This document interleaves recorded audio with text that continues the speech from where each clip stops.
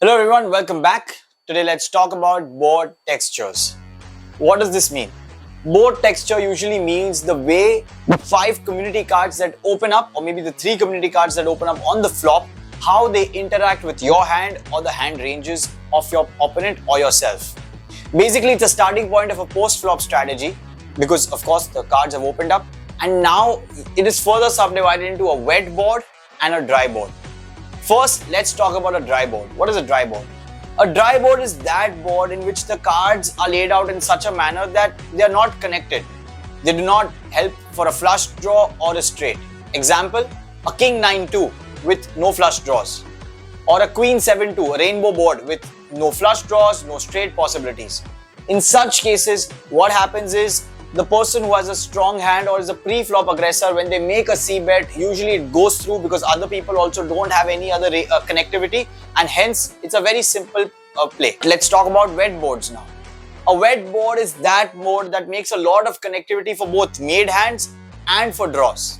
Example, maybe a jack 8-6 with 2 diamonds, or a king jack 9 with 2 hearts.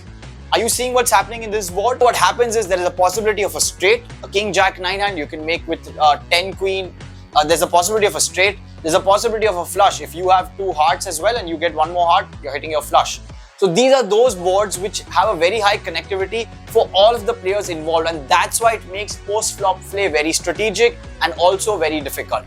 Here what happens is if you are sitting with the top pair, it is vulnerable. It can lose to maybe 2 pairs because of the connectivity of the board. Or maybe if someone who hits a flush. Wet boards also separate the regular ABC players versus the top poker players. I'll show this with an example.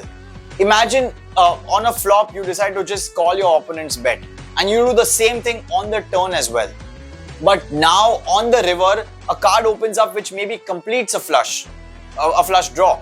Or maybe a card opens up which completes a straight. If you're a pro poker player, what you would do is probably this time you will raise your opponent's bet and maybe get them to fold, displaying that yes, your flush has completed or you've hit your straight. So this is how wet boards make post-flop play even more exciting, and this is all that you need to know about board textures. Thank you for watching the video.